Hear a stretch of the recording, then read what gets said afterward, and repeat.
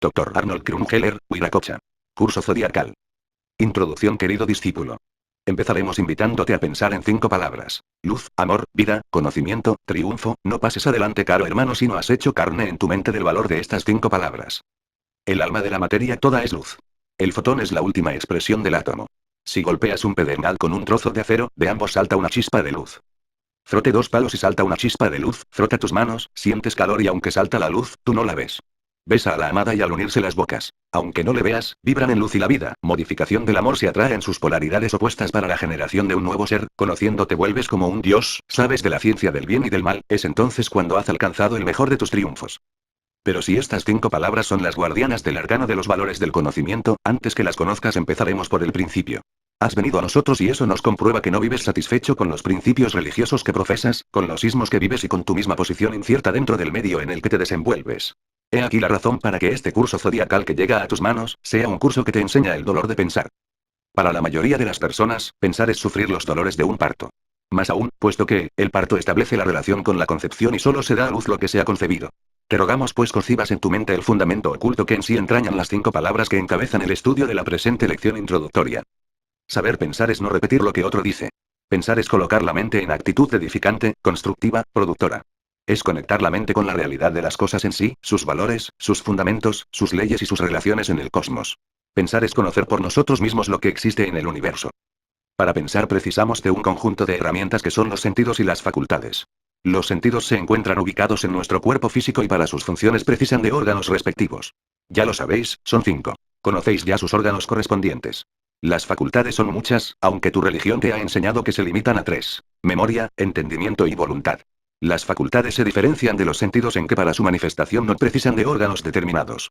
Viven en un mundo aparte y podemos enumerar algunas de ellas. Memoria, entendimiento, voluntad, imaginación, fantasía, inspiración, concentración, meditación, razonamiento, discernimiento, intuición, sentido estético de la belleza, etcétera, etcétera. Los indostánicos enseñan en su filosofía más de 26 facultades entre las que incluyen clariaudiencia, clarividencia, desdoblamiento consciente, levitación y algunas otras que poco a poco te iremos enseñando.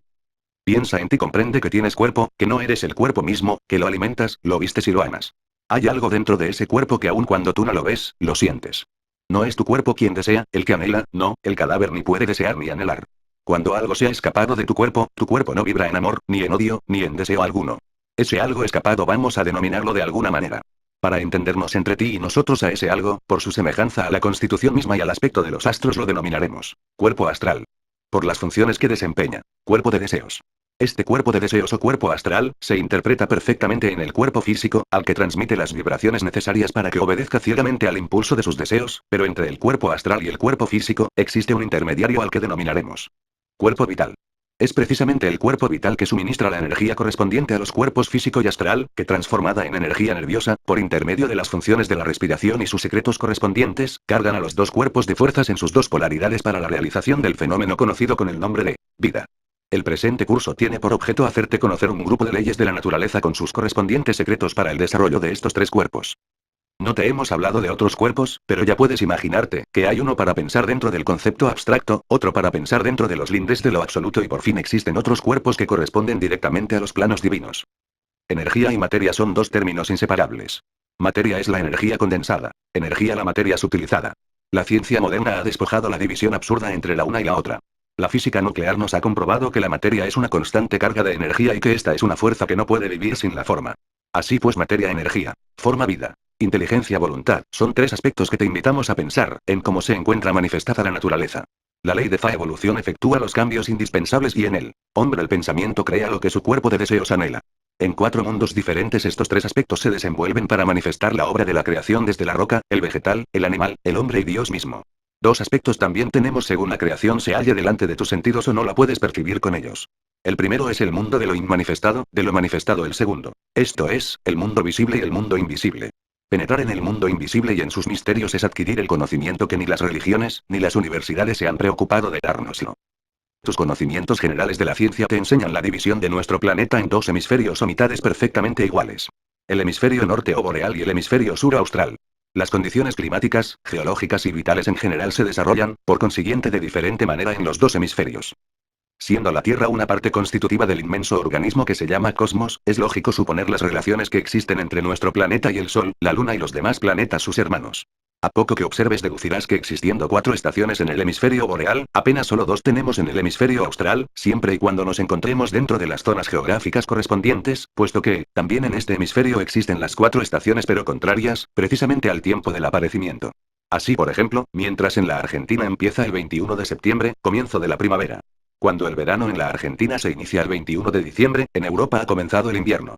En el resto de América solo tenemos 2 estaciones, la seca y la lluviosa. Por manera que seguir un curso zodiacal debemos hacerlo aplicándolo a la América del Sur. En Europa predomina la raza blanca caucásica. La India en el continente sur, americano, forzoso es concluir diciendo que si los valores psicosomáticos son peculiares en cada grupo étnico, luego los métodos para despertar las adormecidas facultades, tienen que estar en íntima relación entre estos y las posibilidades anatomopsicofisiológicas. No nos importa que tu piel sea blanca, tus ojos azules y tus cabellos rubios, si tu padre o tu madre, o ambos a la vez, son descendencia suramericana. Para ti precisamente están adaptadas estas lecciones, como para tus hermanos de cabellos negros, cutis de canela y ojo de azabache. Nuestros antepasados gloriosos habían dividido la América sureña en 4 partes distintas a cuyo conjunto denominaremos Tahuantinsuyo. Sabios, como los de los demás continentes, supieron orientarse y al hacerlo dividieron su mundo con una cruz imaginativa, inmensa y luminosa y grabaron los 4 puntos cardinales, norte, sur, este y oeste, que en su idioma denominaron Chinchasuyu, Collasuyu, Antisuyu y Kuntisuyu. Es de anotar que nuestros antepasados fijaron al oriente como el punto principal de orientación. Para los europeos, según el señalamiento de la brújula magnética lo es el norte, como la salida del sol el punto primordial para los astrónomos aborígenes. El año astronómico empezaba en el Tahuantinsuyo cuando el Chontaduro empezaba a florecer al entrar precisamente el 21 de septiembre, el sol en el signo cardinal de Libra. Hemos dicho ya que este curso tiene por objeto desarrollar las facultades y sentidos y establecer una real armonía entre el cuerpo físico, el vital y el astral. Ha llegado, pues, la hora de comunicarte sus secretos uno a uno en el tiempo de su recorrido que iniciaremos en la próxima lección. Dr. A. Krumeyer. Disciplinas diarias. Higiene personal. Señal de la cruz. Oración. De consagración al ser. Oración. Consagración al maestro. Oración al Logos solar. Ejercicio de relajación. Ejercicio de la luz. Ejercicio zodiacal. Ejercicio retrospectivo. 1 Aries. Querido discípulo. Ya llevas años estudiando la revista Rosa Cruz, y probablemente habrás tenido correspondencia conmigo y tiempo sobrado para formar tu propio concepto y un claro juicio de cuánto es nuestra filosofía, de la que siempre dije que es práctica en grado eminente. Si conoces asimismo nuestro ritual, observarás que por 3 veces se repite que nuestra ley es luz, amor, vida, libertad y triunfo. Basta meditar un instante sobre el significado de estas 5 palabras para deducir que todo cuanto podemos desear se encuentra encerrado en ellas. Pero si he de darte un curso, si he de colocarte en el comienzo de un sendero práctico y rectilíneo, no va a ser posible comenzar por lo más elevado, sino por la palabra que está en el centro y que hace oscilar la balanza. Es la palabra que pronuncia el segundo vigilante. Luego iremos ascendiendo a lo que expresa el primer vigilante, y por último a lo que dice el maestro y en un principio, al operarse el génesis de las cosas, fue la vida. La vida creóse de sí misma. La vida es luz que brotó del mismo fuego vital al separarse sus partículas. Pero como estas partículas fueron ya luz en su formación y vida al mismo tiempo, y tuvieron su origen en la causa primera, resulta, pues, que la luz en sí es Dios mismo y sin embargo, cortemos aquí este preámbulo para internarnos en la verdadera práctica. Nuestra vida nos hace conocer que no somos solamente un animal superior cuyo exclusivo objeto sea comer, transitar por el mundo, procrear por sistema y operar negocios para nuestro bienestar. Hay que pensar más. Es forzoso darse cuenta de que somos ángeles, de que somos dioses encadenados, sujetos en el fondo de un claustro, y que el objeto de nuestra vida es liberarnos, desasirnos de esas ligaduras y lograr el despertar en nosotros de todas las potencialidades que encerramos. Arquímedes decía, dadme un punto de apoyo y moveré a mi voluntad el mundo. Pues, bien, ese punto de apoyo yo te lo puedo ofrecer, buen discípulo, si nos ponemos de acuerdo en nuestras apreciaciones. Por ejemplo, si para ti una cosa es azul, mientras yo la veo verde, no será posible que acordemos si de adquirir género se trata. Pero si partimos del mismo punto de vista reconociendo que todo lo que nos ocupa es infinitamente más serio que comparar géneros, entonces podemos comenzar. Mira, cada máquina tiene su palanca, su timón, desde donde se le maneja, y nuestro organismo, que es una verdadera máquina complicada, tiene también el suyo. He aquí el punto de Arquímedes donde nos podemos apoyar. Luego, si somos una dualidad de alma y cuerpo, y es precisamente en el alma donde reside nuestra actuación, hay que buscar el punto de contacto entre ambos, y este solo lo hallamos en el sistema nervioso del gran simpático. El cuerpo fluídico, llamémosle así, vive en el subconsciente, y la parte vital consciente es solamente su reflejo. Esa subconsciencia, es a modo de un objetivo mediante el cual puede el hombre ver las actuaciones de sí mismo que, por lo general, escapan de su consciencia. Es decir, el cuerpo fluídico no tiene voluntad, todo lo contrario, reacciona sobre todas las impresiones que sean lo suficientemente fuertes, bien sea que éstas partan de sí mismo o de la sugestión, o por la autosugestión misma. Tenemos una especie de voluntad motriz y una voluntad consciente. La primera la podemos llamar subconsciente, y hemos de buscar establecer un puente donde ambas conecten. Dos manifestaciones muy fuertes como dos grandes columnas en nuestra vida, son el hambre y el deseo sexual, cuyos factores vienen a regir al hombre elemental. El deseo de alimentarse y cohabitar reside en cada átomo, porque la cohesión y el sostenimiento no son más que una resultante de hambre y amor. Lo que es nuestra vida en sí, aún no se ha podido definir. Solo diríamos que nuestra vida personal es parte integrante de la vida universal y que ésta se manifiesta mediante la luz y el calor, aunque en primer término, está la luz como dimanación de un sol espiritual. De esa luz o sol espiritual se ha hecho todo, la creación entera. Cuando comemos creamos nuevas partículas en nuestra sangre y en los tejidos, y cuando cohabitamos nos convertimos en creadores, aun cuando esta creación no es consciente porque somos arrastrados por un deseo. Sin embargo, sospechamos que, tras esos deseos o impulsos, existen fuerzas divinas. Necesitamos, pues, hacer que todo se torne consciente, es decir, todo lo que en nosotros es inconsciente o subconsciente, pues, si nuestra vida personal y nuestra subconsciencia forman parte de la vida y la subconsciencia cósmicas, así nuestra consciencia es parte también de la consciencia cósmica que reside en la luz espiritual y, por consiguiente, perfectamente consciente. Hay una ley que dice, solo lo igual o semejante se comprende. Esta es la razón del por qué la parte material de nuestro cerebro no podrá jamás comprender las cosas espirituales. Por eso el discípulo necesita antes conocerse a sí mismo y sentirse espíritu, es decir, habitante de un cuerpo y no el cuerpo mismo. Lo primero sería que el ocultista se dijera a sí mismo todos sus defectos, sin engaños y con verdadera honradez. He aquí la primera práctica también. Ocuparse cada noche, al menos durante 5 minutos, en los propios defectos, pensando en ellos y haciendo la más ferviente promesa de enmendarse. Hay dentro de nosotros un juez, pero no escuchamos su voz. Estamos sordos y no le oímos por la excitación de nuestros nervios. Es preciso que comencemos por sentarnos cómodamente con la vista fija en un punto determinado, sin hacer un solo movimiento ni pestañear, como para lograr un relajamiento completo de nuestros músculos. Así lograremos, siquiera durante algunos minutos, convertirnos en ese punto mismo que es todo paz y tranquilidad. Es el primer escalón para llegar al shamalí o sueño que se provoca el iniciado, mediante el cual se alcanza, en 5 minutos, fuerzas superiores a 10 horas de sueño ordinario. Con esta práctica llegamos también a cargarnos de fuerza y poder, pero es necesario que en nuestro subconsciente llevemos el deseo, aunque sea leve, de llenarnos de luz espiritual. Luego, inmediatamente, debemos acudir al polo opuesto, es decir, a educar y dominar nuestra voluntad sugiriéndonos la idea de, yo soy, yo quiero. El gran todo, el cosmos, es un ritmo perenne y respira dentro de un ritmo especial. Hagamos nosotros, pues, 7 respiraciones profundas pensando siempre que, al penetrar el aire por la nariz, entra por ella toda la vida, toda la luz, y nos carga como si fuéramos un acumulador. Luego, y para que actúe en nosotros, levantemos la mano, pero ya no en estado de laxitud sino de tensión, moviendo la cabeza 7 veces hacia adelante, 7 hacia atrás, 7 hacia la derecha, 7 hacia la izquierda, 7 dando vueltas al cuello por el lado izquierdo y 7 por el derecho. Hagamos estas prácticas con la intención de que esa luz actúe primero sobre nuestra cabeza, sobre la parte de Aries, la primera constelación del zodíaco, haciendo luego una concentración en que llevemos la mente a la frente pensando que existe allí una glándula toda luz. Sigamos con esa mente plástica a los ojos, a la nariz, a la boca, centro del lenguaje, y pensemos intensamente sobre la construcción de nuestra garganta, encaminando luego esta corriente mental hacia los oídos. Así meditaremos en los 5 sentidos, todos reunidos en plena cabeza. Estas prácticas que corresponden a Aries, deberán hacerse constantemente hasta dentro de 4 semanas en que debes seguir. 2 Tauro. Querido discípulo. Impaciente habrás esperado la segunda parte, pero fue bueno que tuvieras más tiempo para los primeros ejercicios preparatorios. La antigua astrología decía que la vida dentro de nosotros no era más que una lucha entre Venus y Marte. 2 polaridades que tratan de equilibrarse, y si observamos la localización de nuestras glándulas endocrinas veremos que siempre hay 2 que se avecinan, y esto sucede ya desde la cabeza, donde epífisis e hipófisis están muy cerca una de la otra.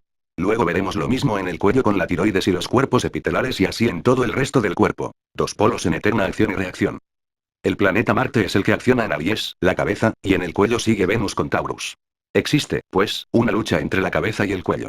Se podría decir que Venus ha cerrado el paso a Marte, y que a su vez Marte se defiende en el cuello contra las influencias que suben desde abajo. Pero Venus tiene su vanguardia en la cabeza, pues, mientras Marte domina la glándula pineal con fuerzas marcianas, en la hipófisis ya principia la lucha de Venus. En lo físico se ve que una anima el crecimiento y la otra exige a Marte moderarse. Allí donde se encuentran las 2 fuerzas brota una chispa de luz y sobre ella hemos dirigido las primeras prácticas. Una de esas glándulas produce el sueño, la otra exige la vigilia. Mientras Venus quiere dormir, Marte quiere seguir luchando. Glándulas secundarias en toda la cabeza, cerebro, orejas, nariz y boca, están animadas también, por esas influencias astrales en eterna lucha. Por ejemplo, mientras unas dan saliva otras la secan, y así resulta la manifestación de vida por una eterna lucha. Esa lucha, ya ha principiado en el plano divino entre Mercurio y Júpiter, el primero con las fuerzas tátuicas de Anuparaka y el segundo con Adi. En el momento de salir el sol entra a luchar Apas, el principio líquido, con Akasa, el principio etéreo, y como lo etéreo es más movible triunfa, y el sol entra a actuar en la cabeza en ese tatua con Mercurio, porque Mercurio, fijémonos, tiene los efectos de Marte y Venus unidos en un signo descriptivo. Al poco tiempo toma el mando Marte, pues, él es el señor o el dominante en la cabeza con Aries. Los tatuas en su conjunto son como una balanza, hacia arriba tenemos lo aéreo y etéreo, y hacia abajo lo sólido y líquido. En el medio está Tejas manteniendo la balanza con el principio de calor y luz. El discípulo verá en eso una clave y verá también el error de la ST, que coloca mal a Prithvi, pues, primero tiene que liquidarse lo sólido antes de volver a ser etéreo. En la primera carta dijimos luz, amor. Luz nos recuerda a Lucifer, Marte, que es seguido de Venus, amor. Fijémonos en los símbolos del círculo. El solo el espíritu universal, hace salir una flecha o cruz para arriba y entonces es Marte. Si la flecha o cruz va abajo, es Venus. En Aries son dos lunas, en Taurus una luna sobre el círculo, en Géminis después con Mercurio se unen esos símbolos, hasta separarse la luna en Cáncer. Todos esos símbolos o formas de hacer los signos astrológicos nos hacen pensar. Hemos dicho en la primera carta que la clave esté en el sistema nervioso gran simpático, pero el fluido nervioso antes de ser fluido tiene que haber sido líquido, y por eso hemos de principiar con el sistema nervioso líquido o sea con las glándulas endocrinas. Este actúa sobre la voluntad motriz y después resulta la voluntad consciente. Hambre y amor son dos fuerzas que se combaten, y sin embargo se necesitan entre sí. Hemos de actuar primero sobre el sistema líquido, para luego poder dominar el fluídico. Con las prácticas de la carta anterior hemos actuado sobre la base, la luz. Fue necesario así, porque la luz es lo primordial. En el espacio entre las dos glándulas epífisis e hipófisis, entre el centro del sentir y el centro nervioso, hay algo invisible, una glándula astral, toda luz, ya indicada en la primera práctica. Lo hemos indicado en abstracto, ahora vamos a lo concreto. Nada sacaríamos por de pronto con actuar sobre la epífisis, si no abriéramos el camino por el cuello. Ahora en el cuello, región de Taurus Venus, está la tiroides, que es una segunda epífisis. Como veremos después, en los cuerpos epitelares se repite la hipófisis. La tiroides produce yodo, y el yodo destruye todo lo malo. Con él vamos a abrirnos paso por el cuello. Venus domina las orejas, la nariz, la lengua, los órganos sexuales y los riñones. En alquimia representa el azufre y en los metales el cobre. Este metal reside en la leche de la mujer y en ciertas secreciones lechosas de todos los cuerpos, tanto masculino como femenino. Venus actúa en Taurus y Libra, y con los ejercicios actuamos para fomentar la producción de esa secreción. Taurus es receptivo, representa el terreno donde se puede sembrar, y en el cuello hay una especie de semillero para todo el organismo. En muchas sociedades secretas hay signos que se hacen sobre el cuello, porque el cuello encierra una especie de útero espiritual, pues, en él está también la cuna del lenguaje manifestado. En la práctica anterior nos concentramos sobre los ojos, la nariz y la boca, y a lo último sobre el centro del lenguaje. Hoy nos valemos del lenguaje para abrirnos paso. Digamos pero muy corto, inspirando. No como lo hacemos generalmente expirando, y pensemos. Venga la luz de fuera, del cosmos y unida con la que tenemos en el cerebro vaya al cuello y luego con la salgan por la luz que purificó quemando. Cerremos con la y pensemos en nuestro mantra Mamen, así sea, al producir las cosas con la palabra Aum. Hagamos todo esto sin esforzarnos, más con la mente que con otra cosa, y en la otra carta iremos bajando al cuerpo. 3 Géminis. Querido discípulo. Los videntes observan que los chakras, círculos, discos, ruedas de los centros magnéticos, están inmóviles en la mayoría de los seres humanos y que, solo cuando se hacen prácticas ocultas y el discípulo se convierte en Rosa Cruz, comienzan a girar esas ruedas, que nos describe Hitztel como tales y que, en forma teosófica, nos ofrece Leadbeater. Hitztel ve estas ruedas como especies de rosas o flores de loto y advierte que corresponden o derivan de nuestras propias glándulas. No hace más que unos 20 años que conocemos con alguna más extensión la importancia de las glándulas endocrinas.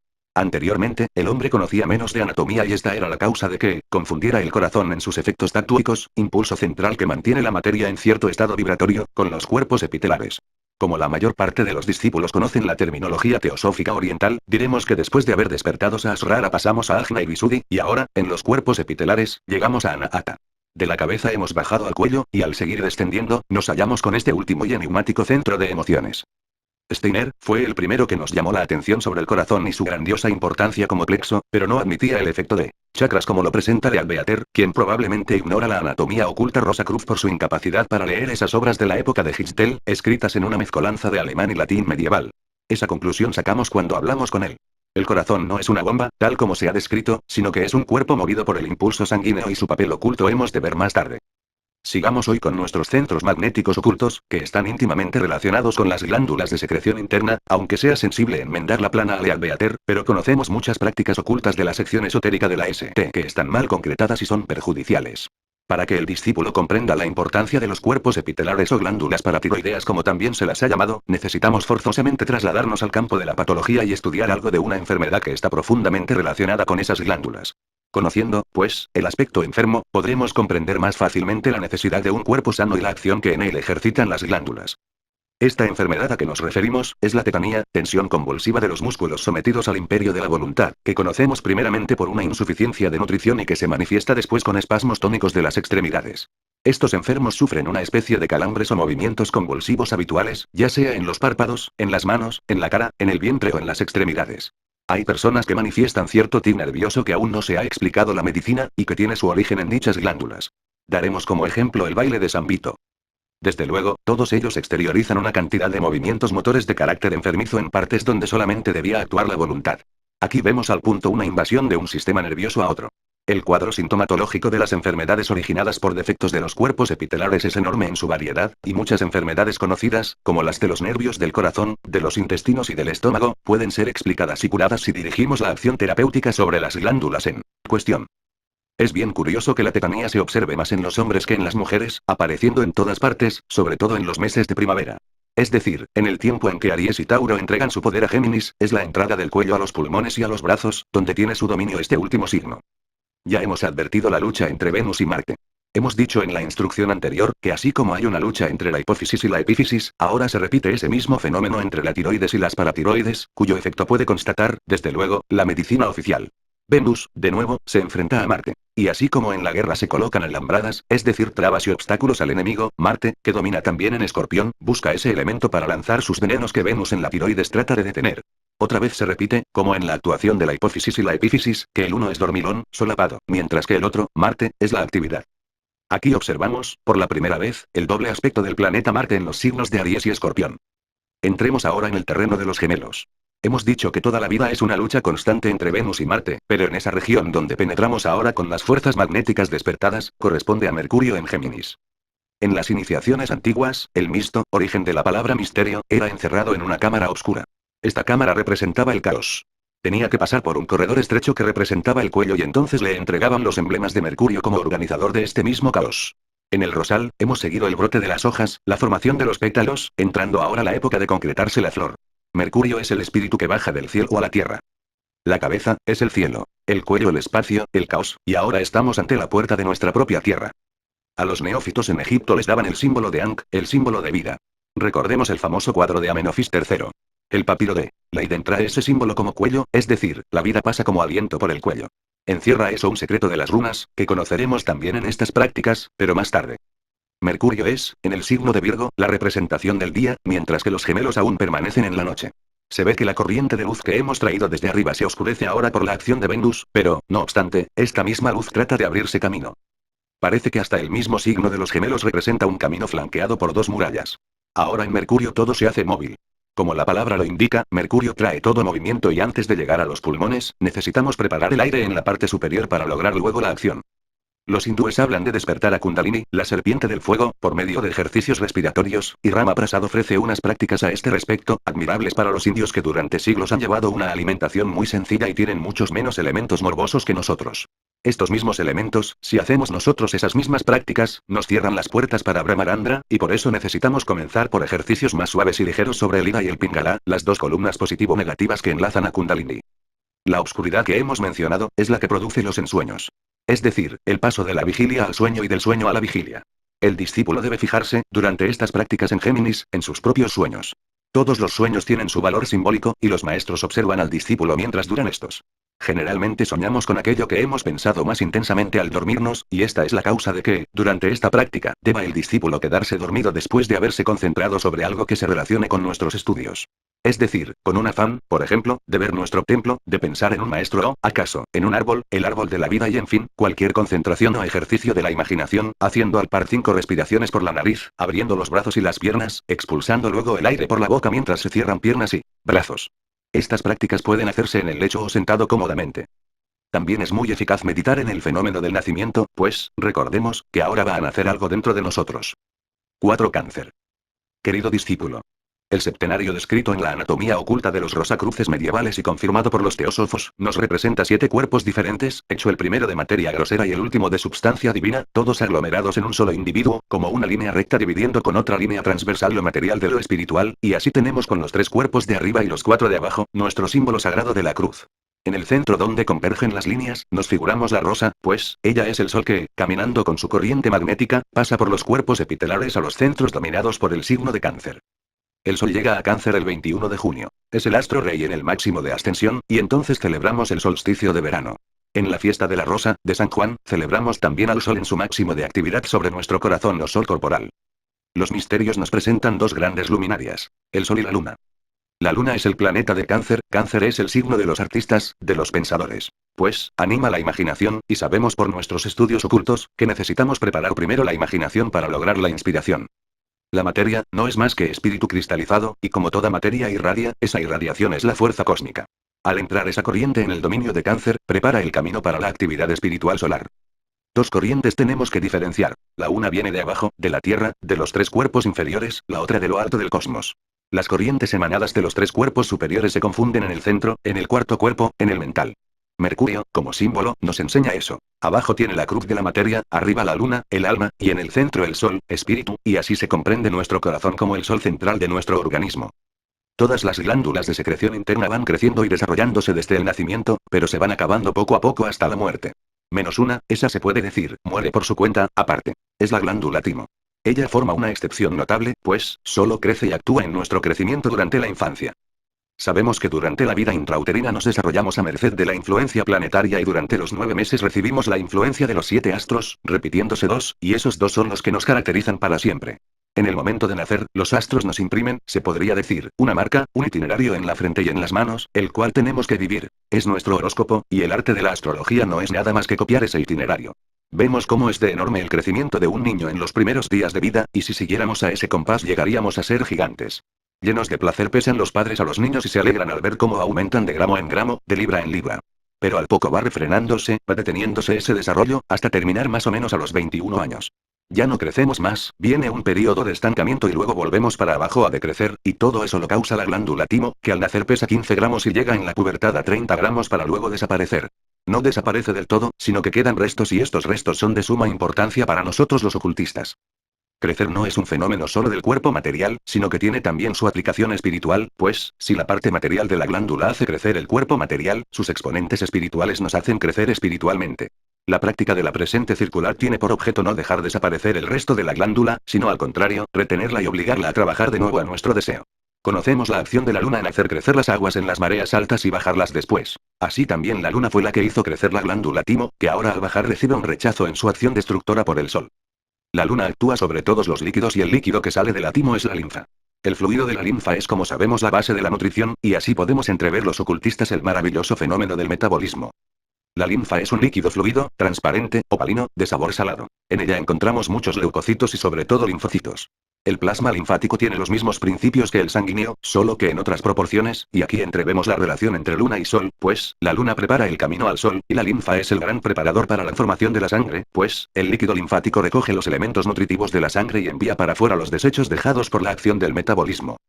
Sin la glándula timo no sería posible esa acción de la linfa, pues, sus arterias vienen de la mamaria y de la tiroides. Se ha experimentado que basta una ablación de la timo para observar un menor desarrollo y una disminución de linfocitos, poniéndonos adiposos y anémicos. Ahora imaginemos todos esos efectos en nuestros exponentes espirituales. En nuestra vida espiritual hay también periodos de crecimiento rápido, tenemos época infantil y de madurez. Tenemos tiempos en que nos sentimos animados, predispuestos, más capaces de producir, y en esas épocas crecemos constantemente intelectual y espiritualmente. Lo que no se aprende como esencia, como base hasta los 21 años, no se aprende nunca. Los hombres que no forman su hogar y su fortuna, hasta los 35 años, no lo harán nunca.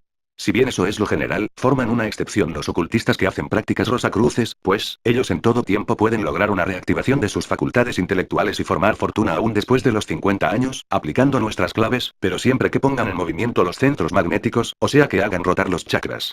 La iniciación mexicana enseñaba el significado del símbolo Olin o movimiento.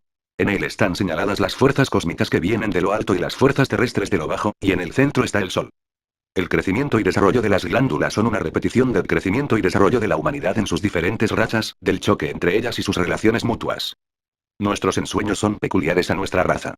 Preguntemos a un negro o a un oriental ajeno a nuestra raza lo que sueña, y nos sorprenderemos de que sus ensueños sean diferentes. Nosotros generalmente continuamos en los ensueños lo que nos ha preocupado antes de quedarnos dormidos. Aprovechemos, pues, esa circunstancia y pensemos antes de quedarnos dormidos en el descenso de las fuerzas cósmicas de arriba, en forma de triángulo con la punta hacia abajo, y subiendo el otro triángulo de la Tierra, formándose el sello de Salomón o el signo mexicano de Olin. En la carta anterior hablamos recomendado ya el ejercicio de la imaginación, pero ahora la pasamos al terreno de la inspiración, pues, nos sentiremos inspirados al día siguiente, y con las próximas prácticas con el sol nos abriremos el centro de la intuición, que corresponde al corazón. Hacemos los mismos ejercicios de respiración, pero mandándonos mentalmente que el aire vaya a esos centros a despertar la inspiración. Necesitamos activar algo la circulación sanguínea, y por eso nos mojamos al levantarnos por la mañana o al despertar, el pecho con agua fría. Los hindú van al Ganges, para hacerse lavados, cuando hacen este ejercicio. Nuestro cuerpo mental obedece a la imaginación, y por eso durante todo el mes pensemos en esa acción, atrayéndonos las fuerzas cósmicas de arriba y enseguida las terrestres de abajo, para que se amalgamen en los centros que corresponden al signo de Cáncer. 5 Leo. Querido discípulo. En las iniciaciones antiguas hacían sufrir la prueba del agua bajo el signo de Cáncer, la prueba del fuego bajo el de Leo, la de la tierra bajo Tauro y la del aire bajo Géminis.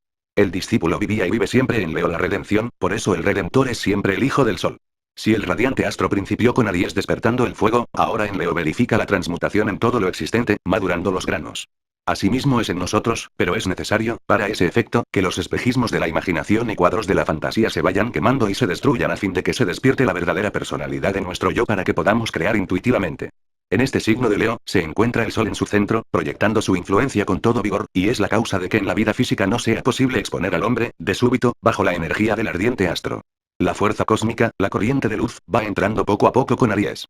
Sigue con Tauro, Géminis y Cáncer, hasta llegar a Leo donde la obra magna se realiza. Es a este punto, se han traído todos los elementos para que se efectúe esa combustión astral a que nos referimos, y a partir de él, yendo hacia abajo, viene la labor de desechar lo inútil, limpiando los bajos fondos y escupiendo las escorias. En el arcano 11, el león amordazado, una mujer sonriente abre las fauces de un león con mano suave, es decir, por un poder extraordinario que no exige esfuerzo, como si fuera el símbolo de la omnipotencia en la conquista de la naturaleza animal. Conscientemente, pues, debe el discípulo acercarse a este momento buscando dentro de sí la iniciación, porque es el sol, dentro de nosotros, en su corriente activa, quien nos la ofrece.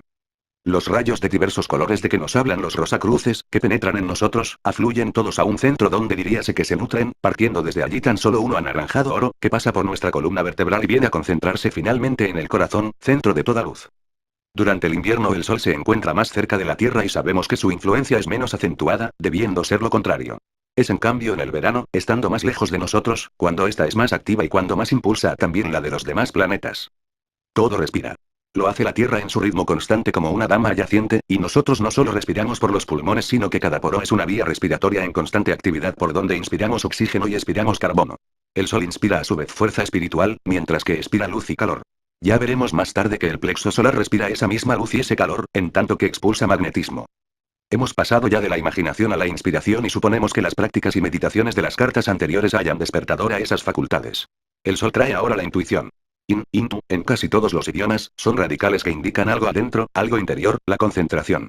Cuando los hombres mediante sus cálculos y sabiduría ya no avanzan más, se les presenta la última clave, la intuición, que es el polo espiritual del instinto, pues, así como en lo material impulsa a todos los animales en justa dirección, la intuición es la única que nos puede indicar el camino del bien.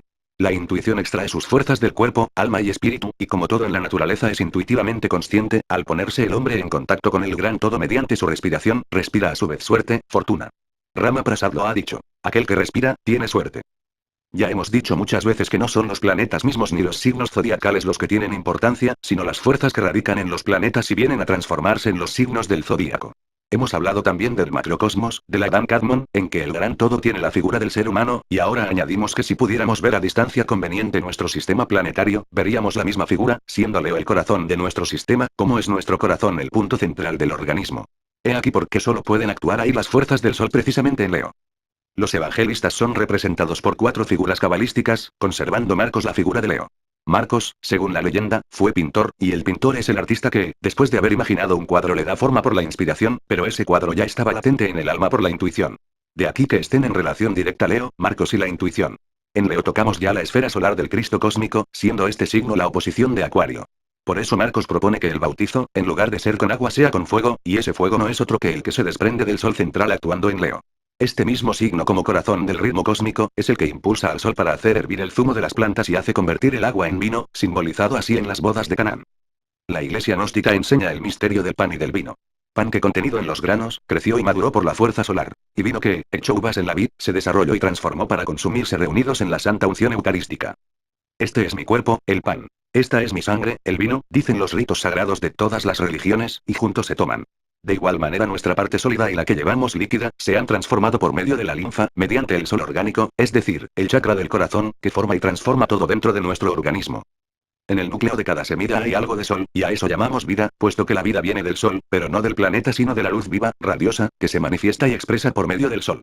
Los gnósticos conocen esta fuerza como fuerza cristónica, porque la palabra Cristo, del griego, no solo significa ungido, sino luz, redentor, y es la fuerza crística o cristónica que dentro de nosotros nos redime, nos salva y nos sublima cuando se conectan las vibraciones de Leo en nuestro corazón con las de Leo corazón de nuestro sistema planetario, es decir, con el Sol central, el Padre. La polaridad establecida en el cosmos es ya manifestada por las fuerzas lunares y las solares, parte izquierda y derecha, y es curioso que el nervio óptico esté formado en cruz. La parte derecha del cuerpo obedece a la parte izquierda del cerebro y viceversa, por esto no es raro que, si bien el corazón está situado al lado izquierdo, la fuerza pránica de Leo penetre por la ventanilla derecha de la nariz. Cuando se hace la permutación del oro, el ángel que nos acompaña toma la figura mágica de Leo y entonces sentimos que el sol es vida creadora, espíritu que irradia de la fuerza primitiva de que vivimos, gestación, florecimiento, fruto, riqueza, poderlo, brillo, éxito, lozanía. Todos estos conceptos son exponentes del sol, y al hacer penetrar por la ventanilla derecha esta energía pensando conscientemente en las fuerzas cristónicas, nos podemos captar la realización de todos esos exponentes dentro de nosotros. Es, empero, indispensable que los ejercicios sean a conciencia, pues, ya la fuerza universal actúa en nosotros con la última práctica en la linfa, y ahora se transforma en sangre, gracias al contacto de la fuerza solar, tal como se forma la clorófila en las plantas. En el sol radica nuestra personalidad, y al llegar ese instante hemos de dejar todas nuestras glándulas concentrándonos solo sobre el corazón, para que esta fuerza, que hemos hecho descender de la epífisis, hipófisis, tiroides, cuerpos epitelares y timo llegue a formar un septenario, ya que existe un secreto inmenso, que no podemos desvelar, en que los 7 planetas y las 7 glándulas culminen en el sol. Ya cuando después pasemos a las runas y a sus prácticas, podremos comprender ese misterio.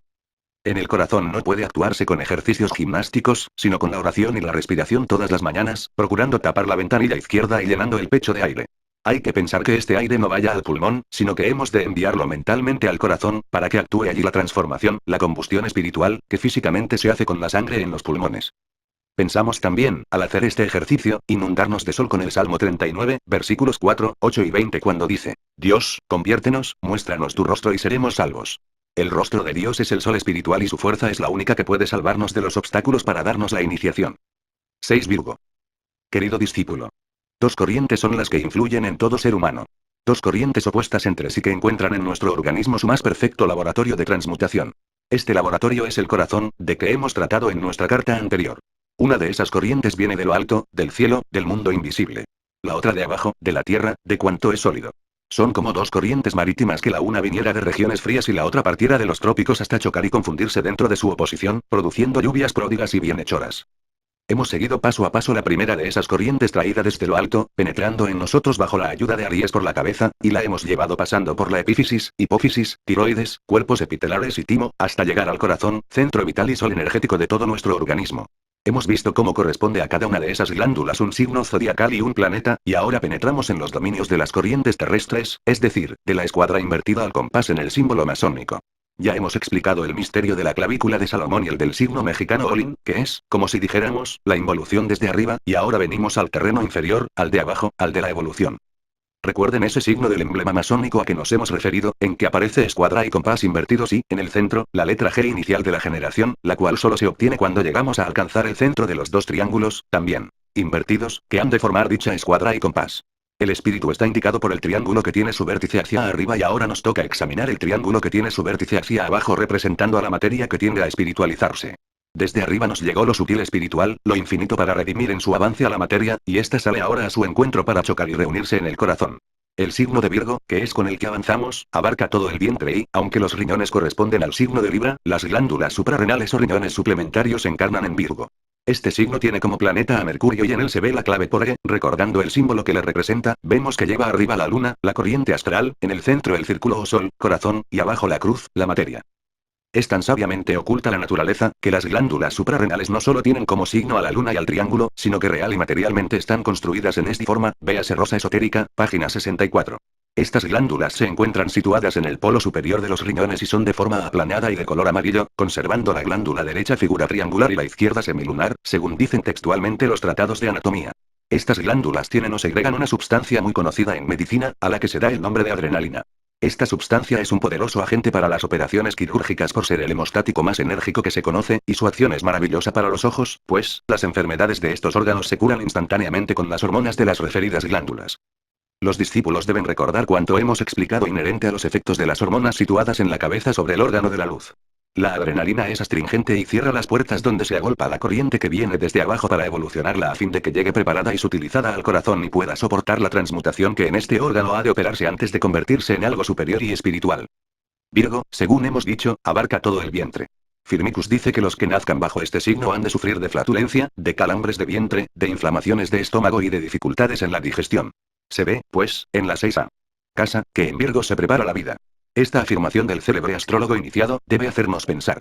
Fijémonos en que, al recibir la corriente de arriba, todo era preparación en el pecho.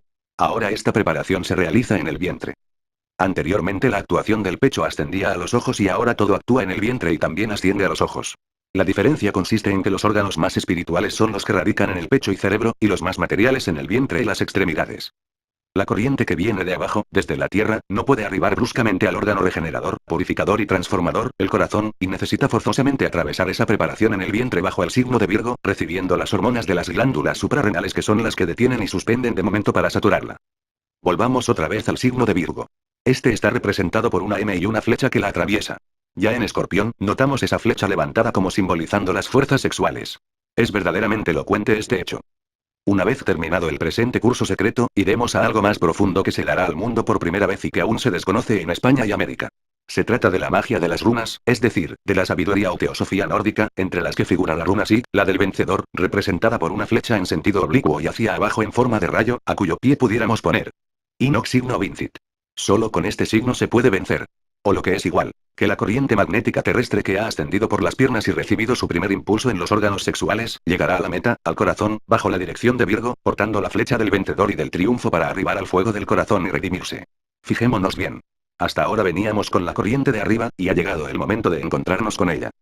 En un manuscrito antiguo hemos visto que un maestro Rosacruz, al dar este curso zodiacal, principiaba con los peces después de Leo, terminando con Libra. Se puede comprender este procedimiento en una época en que se aceptaba todavía que el cielo estaba arriba y el mundo abajo de nosotros, pero hoy sabemos que todas son palabras para podernos explicar que, en realidad, no hay arriba ni abajo en el cosmos. Por nuestra parte tenemos nuestras razones ocultas para llevar este curso en la forma que lo hacemos, siguiendo los signos del zodíaco tal como nos los han comunicado los pueblos antiguos. Ahora bien, los yogas han dado en esta parte verdaderos ejercicios, puesto que hemos entrado en el dominio de ellos. La yoga es, pues, materialista, es algo de abajo, es lunar, y no solar como la Rosa Cruz. Por eso todas las posiciones en yoga son de piernas dobladas o en cuclillas. Nosotros, en cambio, nos mantenemos erectos, aunque exista en este punto de las prácticas una similitud con los ejercicios de vientre. Las prácticas de Virgo se han conservado manifiestamente bien en los bailes orientales, sobre todo en la danza de vientre, que hubo de ejecutarse asimismo en los templos iniciáticos antiguos, aunque de todo ello se haya perdido la clave. Todas las prácticas anteriores, desde la cabeza al corazón, estaban en primera línea y eran de efecto psíquico. Las prácticas que ascienden de abajo son por el contrario de efecto físico y es, precisamente, en el fuego del corazón, donde se efectúa esa amalgama de lo físico y lo psíquico. Sin embargo, en la parte del pecho tenemos también exponentes físicos, como en la parte del vientre los tenemos psíquicos hacia el plexo solar. Las prácticas del vientre consisten en dar pequeños brincos con la musculatura de este órgano mientras estamos acostados, y pueden hacerse por la mañana o bien por la noche una vez metidos en el lecho. Hay que hacer saltar o brincar el vientre, impulsándolo, con la intención de que dentro de él se muevan o agiten las glándulas suprarrenales. Un médico alemán obtuvo ese secreto hace años, no sabemos de dónde, y publicó un libro sobre esta cuestión de gimnasia abdominal con la que logró curaciones prodigiosas, aconsejando el brinco o salto del vientre, que nos recuerdan las obtenidas, muchas veces inconscientemente, por Azuero. Tenemos la seguridad de que, al hacer estas prácticas, cesarán muchas enfermedades crónicas que pudieran padecer algunos de nuestros hermanos. Así, pues, hemos de suspender todas las prácticas anteriores y durante un mes es forzoso verificar las prácticas de Virgo que dejamos expuestas, haciendo brincar el órgano abdominal, haciendo el movimiento hacia arriba y hacia abajo, a fin de que la corriente magnética terrestre sea bien preparada para que pueda llegar normalmente al corazón. 7 Libra. Querido discípulo. Los discípulos habrán observado cómo hemos hecho descender la corriente sideral, de arriba, hasta hacerla llegar al corazón y cómo se ha comenzado a atajar la corriente inferior, de abajo, que pasa, pudiéramos decir, por medio de sucesivos trazos o filtros para cumplir su objeto en planos superiores. Esta corriente inferior actuó en nuestra última práctica en el vientre, donde tiene su principal influencia Virgo, pues, según los antiguos astrólogos, este signo está en relación con la asimilación y la desasimilación de los alimentos, es decir, con el fenómeno que llamamos metabolismo. Concretamente, actúa sobre la parte izquierda del hígado, sobre el bazo y sobre todo el sistema del gran simpático y muy especialmente, sobre aquellas glándulas misteriosas, los islotes de Langerhans, que juegan un papel tan importante en la diabetes y de los que se extrae la insulina. Basta leer una obra moderna sobre la aplicación de la insulina, para ver cómo actúa esa sustancia sobre la digestión y la función del hígado, y la importancia que le da la medicina moderna empleándola en todas las enfermedades de los órganos localizados en el vientre. Por consecuencia, no hay clínico que siga los procedimientos nuevos, que no cure con insulina o con otros productos salidos del páncreas de animales. Íntima y energéticamente, toda labor del metabolismo se realiza bajo la acción de esa corriente fluídica que viene de la Tierra y que estrechamente se relaciona en este caso con la constelación de Virgo. Ahora tenemos que esta corriente, antes de efectuar su labor de nutrición y de eliminación de los elementos morbosos, requiere una previa preparación que reciben los órganos que actúan bajo la acción directa de Libra. Libra es el gran equilibrador, es la balanza. Pesa las sustancias que se pretenden elaborar, en primer término, y mide luego los órganos receptores de las escorias y desechos, operación que se verifica en mitad del cuerpo, en la cintura. Por eso, la cintura cae bajo la acción de Libra, y en este lugar los riñones, la vejiga, todo el sistema vasomotor y de los plexos, son regidos por este signo. Libra actúa también, sobre los líquidos espesos como la bilis y sobre todo lo que tenga acción desinfectante en nuestro organismo. Libra es el gran preparador, el gran agente que mide las cosas que han de penetrar en el cuerpo. Por eso tiene también su influencia sobre todo lo que sea piel, desde los pies a la cabeza. La bilis es lo que da la pureza al cutis o es la que nos mancha la cara con sus pigmentos. Por lo tanto, las mujeres que deseen tener buen cutis o los hombres que no quieran perder su aspecto de lozanía, no deben olvidar esa labor de Libra utilizando tan solo aquellos cosméticos salidos de plantas que fueron cultivadas bajo la influencia de este signo. Cuando examinemos la figura de los signos zodiacales, veremos que, principiando con Aries, es también Libra una especie de balanza con dos platillos como símbolo de igualdad, desde donde se dirige una flecha hacia abajo. De este modo, si contamos los signos de arriba a abajo, tenemos en Libra el centro, es decir, la sexta constelación, mientras que es también la sexta constelación si los contamos de abajo a arriba, comenzando por Piscis. Hay una balanza perfecta donde se equilibran el macrocosmos y el microcosmos, el cuerpo de arriba y el de abajo, el sideral y el terrestre. Sabemos que cada signo zodiacal es regido por un planeta, y el que corresponde a Libra es Venus. En la carta número 2, hablamos ya de la acción de Venus en general. Dijimos que habla que actuar primero sobre el sistema líquido para poder dominar el fluídico, y mientras el líquido cayó bajo la acción de Venus en Tauro, ahora en Libra es la parte espesa, la gelatinosa, dominando las secreciones de las orejas, nariz y lengua, órganos sexuales y riñones, la que puede transmutarse por medio de la vocalización. Por eso dimos la vocal A. Estamos, pues, en Libra, en el tono bajo de Venus, y frente por frente a la misma altura de Tauro. La astrología enseña que es a la luna a la que corresponde toda la parte líquida, desde las aguas del mar con sus mareas altas y bajas, hasta la lágrima que se vierte cuando sentimos pena o alegría. A la luna está sometida la savia de las plantas cuando sube o desciende por los troncos, pero esa acción de la luna va siempre asociada con la de Venus por tratarse de dos planetas muy relacionados entre sí, siendo curioso que la luna y Venus sean los dos únicos planetas femeninos frente a todos los demás que tienen acción masculina. Si pudiéramos exprimir el cuerpo para separar toda la parte sólida de la líquida, veríamos que somos una columna de agua, es decir, una columna doble que por un lado se forma con los sólidos y por otro con los líquidos, uniéndose en ambas lo fluídico que arroja la acción del trabajo sobre esos dos exponentes. Ya en el templo de Tiro, la deidad estaba representada por dos columnas unidas por medio de una balanza, siendo ambas columnas igualmente la representación de los equinoccios de primavera y otoño en Aries y Libra, cuyo significado alcanza también a América del Sur aunque tengan allí los tiempos invertidos. Es el fluido, la energía, la electricidad universal o substancia crística en su expresión material, el gran arquitecto que elabora el templo de nuestro organismo, que está basado en esas dos columnas.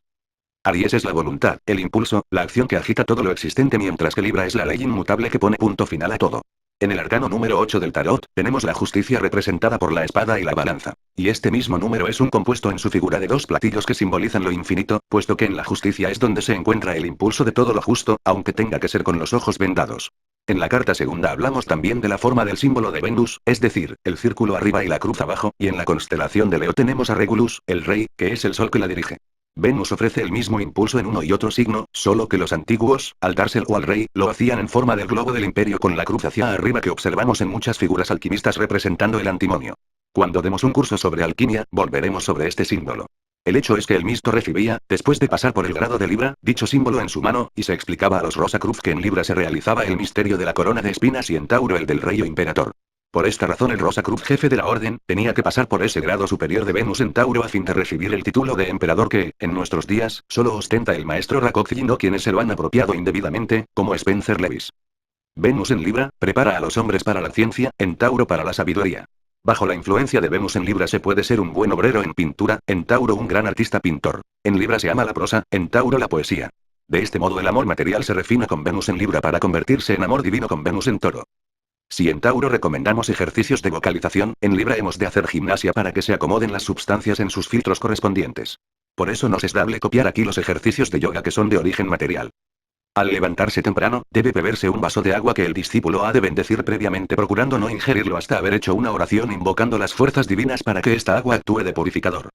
Seguidamente entramos en la gimnasia que ha de hacerse del siguiente modo. Se extienden primero los brazos como en balanza, a derecha y a izquierda. Ya en esta posición, se hace descender el brazo derecho a lo largo del cuerpo, doblando este y levantado el brazo izquierdo. Acto seguido se hace igual operación con el brazo izquierdo, arqueando el cuerpo hacia ese lado y levantando el brazo derecho. Esta operación o movimiento de balanza hay que repetirla 7 veces, alternativamente por cada lado, o sea 14 veces en total. En todas estas prácticas hay que pensar constantemente, porque es la base de todo, en la corriente terrestre que debe ascender y que no debe pasar impura hacia arriba sin antes asimilarse y acomodarse en la cintura para sus fines interiores. 8. Escorpio. Querido discípulo. Los discípulos casados que hayan logrado en su matrimonio ejercitar las funciones sexuales como un acto sagrado o una operación religiosa, han conseguido una gran ventaja, pues, ambos seres, de este modo, pueden ayudarse mutuamente. En general, cada uno de nuestros discípulos ha de tener una mujer para efectuar el connubio, pero hasta no habrán hecho otra cosa que desperdiciar sus valores, su vida misma, pudiendo haber conquistado una eterna juventud. No hay que olvidar que la sensación del coito es demasiado corta, para que luego se acerque al actuante el aburrimiento, el desgano, el fastidio como una tristeza asqueante y es forzoso volverse a cargar magnéticamente para tornar a sentir la atracción amorosa. Ya lo dijo Ovidio. Post coitum omnia animalia tristia. En la función sexual, debe tenerse en cuenta solo dos objetos. O la conjunción de dos almas dentro de un suave y tierno espasmo espiritual, o la creación directa de un nuevo ser. Los animales solo buscan este instante para el último fin en la época precisa en que la hembra está en brama y pide ser fecundada, pero el hombre, el animal sublime, el ser ángel, es el único que repite diariamente esta función para irse agotando lentamente y sin consciencia. Catálisis, llamamos a una acción acelerante que ejercen ciertas sustancias sobre otras aumentando o disminuyendo la velocidad de sus reacciones químicas, y si trasladamos esa idea de catálisis al terreno del parapsiquismo, ya podemos darnos cuenta de las funciones sexuales verificando como un intercambio de sus fuerzas. La pelvis, en la mujer, vierte corrientes femeninas, mientras que los pechos las dan masculinas. En el hombre la corriente femenina radica en la boca y la masculina en su miembro viril. Todos estos órganos, por consecuencia, deben estar excitados al objeto de dar y recibir, transmitir y recoger, y entonces se provocan corrientes que van en más y en más, buscando cantidad y calidad. El baile y el beso, donde se pone en tan íntimo contacto la pareja, no es más que una manifestación intuitiva para lograr esa magnetización entre el hombre y la mujer. Aquí en Alemania y en muchos otros países había sociedades que cultivaban el desnudo y hacían bailes. Sirvió esto muchas veces para excesos inmorales y es bueno que se haya prohibido. Estas cosas solo deben ser manejadas por personas seleccionadas de sentimientos puros, y no olvidemos que para el puro mentalmente todo es puro y que la inmoralidad no está fuera sino dentro de nosotros, y en los misterios de Eleusis, donde se practicaban estas cosas, nadie pensaba en porquerías sino en cosas santas. Ya en las iniciaciones del antiguo México, se unían jóvenes de ambos sexos durante meses, completamente desnudos, a quienes se les permitía acariciarse mutuamente sin llegar jamás al acto carnal. Debían dominar la pasión despertada para que una vez en auge todos los jugos glandulares, pudieran ser transmutados en fuerza espiritual. En nuestra obra Rosacruz decíamos que, en ese instante, el semen se cerebriza mientras que el cerebro se seminiza, cuya clave radica en lo que ya hemos explicado. Los matrimonios Rosacruz, nuestros discípulos, deben hacer caso omiso de lo que otros hagan y guardar este secreto para que seamos los privilegiados, los superhombres, los de carácter. Esto parecerá un egoísmo, pero es que no deben darse a conocer ciertas claves a quienes atraviesan una vida puramente materializada y no han hecho prácticas Rosacruz. En vez del coito que llega al orgasmo, deben prodigarse reflexivamente dulces caricias, frases amorosas y delicados tanteos, manteniendo constantemente apartada la mente de la sexualidad animal y sosteniendo la más pura espiritualidad como si el acto fuera una verdadera ceremonia religiosa. Sin embargo, puede y debe el hombre introducir el pene y mantenerlo en el sexo femenino para que sobrevenga a ambos una sensación divina, llena de gozo, que puede durar horas enteras, retirándose en el momento que se aproxime el espasmo para evitar la eyaculación del semen. De este modo, tendrán cada vez más ganas de acariciarse. Esto se puede repetir todo cuanto se quiera y jamás sobrevendrá el cansancio, pues, todo lo contrario, es la clave mágica para ser diariamente rejuvenecido, manteniendo el cuerpo sano y prolongando la vida, ya que es una fuente de salud esa constante magnetización. Sabemos, pues, que, en magnetismo ordinario, el magnetizador comunica fluidos al sujeto y si el primero tiene estas fuerzas desarrolladas, puede sanar al segundo. La transmisión de fluido magnético se hace de ordinario por las manos o por los ojos, pero es necesario decir que no hay un constructor más poderoso, 1000 veces superior a los demás, que el miembro viril y la vulva como órgano de recepción. Si muchas personas practican eso, a su alrededor se esparcirá fuerza y éxito para todos los que se pongan en contacto social o comercial con ellos. Pero en el acto de magnetización divina, sublime, a que nos referimos, ambos, hombre y mujer, se magnetizan recíprocamente siendo el uno para el otro como un instrumento de música que, al ser pulsado, lanza o arranca sonidos prodigiosos de misteriosas y dulces armonías. Las cuerdas de este instrumento están esparcidas por todo el cuerpo. Nuestros labios y nuestros dedos son los principales pulsadores de él, a condición de que presida este acto la pureza más absoluta que es la que nos hace magos en ese instante supremo. Conseguido un buen cúmulo de fuerzas en ebullición, se dice: yo soy fuerza, yo puedo todo cuanto quiero, y entonces se dirige la mente sobre aquello que se quiere conseguir. Repetimos, como lo hicimos en nuestras obras, que tenemos derecho a comodidades, riqueza, poderío, siempre que no sea en perjuicio y sí en provecho de los demás. La utilidad general está por encima de la particular. Guardad esto en secreto, y obrad según vuestro ser interno os aconseje. Llegamos a las glándulas últimas del septenario que hemos seguido. Comenzamos por la epífisis recomendando el camino de luz, amor, vida, libertad y triunfo, y si el discípulo ha hecho conscientemente las prácticas ha debido encontrar la última puerta, la del triunfo. Le recomendamos también concentrarse sobre la fuente de luz en su frente interior repitiendo siempre yo soy, yo puedo. Era la práctica correspondiente a Aries dominado por Marte, el luchador. Hoy llegamos, en sentido inverso, a los dominios del mismo Marte, pero en Escorpión, que rige las partes sexuales. En las antiguas iniciaciones, llamaban a Escorpión el gran fecundador. De las partes sexuales viene la corriente terrestre, que solo tuvo ligera oposición en las rodillas y las articulaciones de los pies, al chocar y mezclarse con las que ha pasado por tantos trazos hasta los testículos. Ahora se trata del gran laboratorio donde se fija el destino de todo. Toda la creación está regida por dos fuerzas, la de arriba, positiva, y la de abajo, receptiva. Basado en el amor, se repite esta misma actividad emisiva y receptiva, los dos polos, representados aquí por el hombre, principio positivo, y la mujer, principio receptivo. Hay en esto un íntimo secreto, pues, en el plano mental, mediante nuestra acción, la mujer se convierte en positiva y el hombre en receptivo, cuya transformación trasciende al sexo. Es decir, una tendencia andrógina en nosotros donde luchan ambos principios, que nos hacen comprender las leyes del biorritmo. Ya hemos visto, que en nuestro sistema nervioso líquido nos componemos de glándulas masculinas y femeninas, nuestro libro biorritmo, que vibran en un constante camino de acción y reacción, ascenso y descenso, aumento y disminución, y esa lucha la opera Marte y sus efluvios en la constelación de Escorpio dentro de nosotros. Escorpio corresponde a la 8A casa en astrología. Esta casa es la de la muerte, y la estadística prueba que la mayoría de los seres fallecen cuando actúa la constelación de Escorpio. Esto es debido a que hemos perdido la clave de manejar a Escorpio. Recordemos que en Escorpión está la acción y función de los órganos sexuales, cuyo poder pasional solo es comparable con un brioso corcel que tirara de nuestro carro de vida. Mientras tengamos en nuestras manos firmes las riendas de este corcel, podemos dominarle aunque salte y brinque y se enfurezca activo, pero el día que estas riendas se nos van, el animal se desboca y sale a galope tendido, volcando nuestro carro y arrastrándonos por las piedras y el lodo del camino hasta quedar extenuados y muertos. He ahí la causa de tantas muertes en esta constelación. Pero la muerte y la vida, están íntimamente ligadas y depende de nosotros podernos burlar de los efectos maléficos de Marte en Escorpión, saliendo triunfantes con la vida, acaparando nueva vida y nuevos bríos. La clave es esta. Por todo nuestro cuerpo, están repartidas una porción de glandulitas más o menos grandes o pequeñas, como son las sudoríparas y las sebáceas que, por millones, están en la piel, siendo cada una de ellas de carácter masculino o femenino.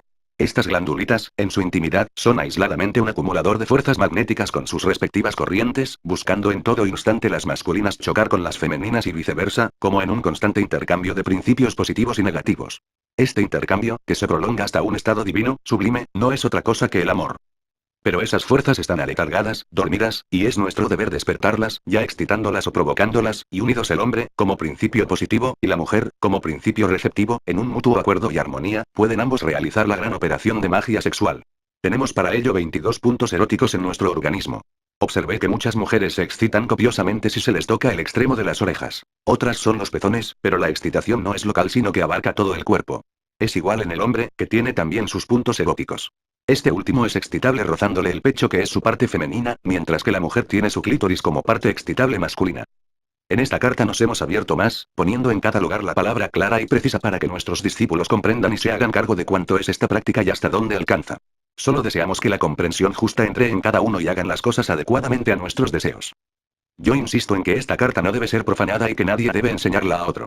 Es estrictamente individual y el indiscreto comete una mala acción, que nunca queda sin castigo kármicamente. Además no está completa. En el curso sobre magia volveremos sobre esto. 9 Sagitario. Querido discípulo. En nuestra revista ofrecemos un cierto número de pormenores que consideramos necesarios para explicar estas enseñanzas. Aquí nos limitamos a tratar de líneas vitales principales. A este respecto, debemos desde luego advertir que los planetas y constelaciones zodiacales no solo actúan sobre las partes señaladas con exclusividad, sino que tienen influencias secundarias y dirigen sobre otras partes también su poderosa actuación. Así, por ejemplo, Escorpio no influye solo en las partes sexuales de que ya hemos hablado anteriormente, sino que alcanza asimismo a los órganos eliminadores como son la nariz, la garganta y los hemorroides, etc. Hoy, que llegamos a Sagitario, hemos de señalar que su influencia principal es ejercida sobre los muslos femorales, pero también la ejerce sobre la cintura, pulmones y antebrazos. Sabemos, pues, que el planeta del ego es Júpiter, palabra que procede del dios romano Jano o Iano, a que dio lugar el mantra Miao, y que más tarde se transformó en Jove. Esta palabra dio origen a su vez a nuestro día jueves y al jeudí francés. Júpiter, al lado de Saturno, es el planeta más poderoso y por eso los astrólogos le llaman la fortuna mayor. Todo lo que sea grande y noble, cae bajo la influencia de Júpiter cuyo astro ofrece magnetismo y calor. En signos anteriores, hemos pasado por órganos sumamente delicados e importantes y vimos que actuaban en ellos planetas inferiores, pero ahora que llegamos a los muslos, se presenta nada menos que Júpiter en Sagitario. Esto quiere indicarnos algo y, en efecto, la parte femoral, muslos, tienen en este punto una vital importancia sideral que no debemos perder de vista. Los muslos son, por así decirlo, como una coraza que envuelve y defiende a la vez a una de las arterias principales, la femoral, que como un canal verdaderamente caudaloso de sangre, es de importancia suma para nuestro organismo. Sabemos ya, por nuestros estudios, que en la sangre reside la personalidad, y esta personalidad se engendra y reside en el poder magnético de la misma sangre. Nuestro propio magnetismo no es otra cosa que el resultado de las corrientes superiores procedentes de lo alto al chocar con las que proceden de la tierra, y es precisamente en los muslos donde ellas se encuentran, se unen, se entremezclan y se abrazan. Sagitario era para los griegos el centauro Chirón, y este a su vez el maestro de Esculapio, el dios de la medicina. Chirón, separadamente, era hijo de Cronos, el tiempo. Recordemos, a este respecto, que la mitología nos cuenta que cuando Chirón quería liberar a Prometeo, se hirió voluntariamente con una flecha envenenada por Heracles cuyo veneno había tomado de la hidra. Como símbolo astrológico para este cuadro tenemos una flecha que es la de Escorpio unida a una M o Acuario. Esta simbología debe invitarnos a pensar detenidamente. De aquí, pues, que aquellos que han nacido bajo la influencia de Sagitario, se hieran generalmente por propia culpa o por culpa propia se rodeen de trabas, escollos y dificultades en la vida. La providencia quiere que nuestra vida sea llana, fácil, en camino recto hacia el triunfo y el éxito, pero somos nosotros mismos, los que por nuestras propias culpas y torpezas ponemos cortapisas a nuestro caminar. Esta tendencia brota y radica en las influencias que nos proyectan las corrientes terrestres situadas en los muslos. Sabemos que Júpiter es la representación de la personalidad, y los seres que nacen bajo estas influencias son llenos de sabiduría y muy adeptos a la filosofía. Son grandes militares, sacerdotes, jueces y en fin, hombres cuya personalidad está siempre bien definida. Steiner concedía al hombre tres partes: parte mental, rítmica y volitiva, haciendo residir esta última significativamente en las extremidades. Es decir, la magnetización de la sangre concentrada en la femoral, al pasar por los muslos, se cargaba, según él, del principio volitivo y luego, al actuar de nuevo Sagitario con Júpiter en los pulmones, esa voluntad perdía la parte grosera, terrestre, material, para convertirse en voluntad divina. Sagitario es la novena casa del zodíaco, donde encajan los viajes, la educación y todo cuanto tenga relación con la religión y la filosofía. Al centauro Sagitario lo pintaban con alas y una doble cabeza, de las cuales una miraba hacia adelante y la otra hacia atrás. Esto quiere decir que el que ha pasado por el signo de Sagitario se prepara para la comprensión de las cosas religiosas y filosóficas. Personas ajenas a nuestros estudios podrán reírse al ver que nosotros ponemos en relación los muslos con los sentimientos filosóficos y religiosos, pero es que ellas no están acostumbradas a ver más que las cosas desde el punto de vista material. Es decir, no ven más que piernas, pero se les escapa y no advierten que esas piernas no son más que la expresión, el símbolo de algo espiritual, e ignoran la frase bíblica que dice: somos, como cuerpo, un templo de Dios y el Altísimo mora en nosotros. Dicen que cuando el cuerpo material duerme, sale el doble etérico al espacio. Que así como durante la vigilia el cuerpo necesita alimentos materiales, así el espíritu durante la noche, mientras vaga por el espacio, se alimenta de corrientes siderales. Que así como el alimento material entra por la boca al estómago y por la piel las sustancias coloidales, así hay 42 puntos principales y entre estos, 12 sobresalientes en relación con las constelaciones zodiacales. Somos, pues, ángeles encarnados, y un ángel, como cuerpo, es santo, divino y sagrado desde los pies a la cabeza. La cara doble del centauro nos dice que las personas que hacen ejercicios de Sagitario, aprenderán a ver en los anales astrales, anales acásicos de la teosofía oriental, aquello que es el pasado, y nadie podrá ser clarividente si no ha luchado y permitido que el magnetismo superior se mezcle armónicamente con el inferior o de la tierra, cuyo hecho acontece, como ya se ha dicho, en los muslos. De otra parte, el Rosacruz debe aprender el don de la profecía, es decir, no solo debe ver la vieja fisonomía del pasado, sino que ha de sentir y percibir el porvenir, llegando a ser proféticamente intuitivo. Claro está que esto se consigue si se ha venido pasando por todas las prácticas, pero siempre, una de las indispensables, es esta de Sagitario Júpiter en los muslos. La orden de los martinistas sigue el camino del superior inconu, superior ignoto o desconocido, pero es la gran iniciación o al hacerse un iniciado en los misterios de Júpiter Sagitario. En la quirología hemos aprendido que el dedo índice es el dedo de Júpiter y, por consecuencia, el de la personalidad, que indica de dónde toma su nombre, siendo curioso que este dedo esté en relación con los muslos y corresponda el índice de la mano derecha al muslo izquierdo y el de la mano izquierda al muslo derecho. Cruzando los índices, se llama mentalmente a la corriente superior, la de lo alto, para que descienda a unirse con la inferior de la Tierra.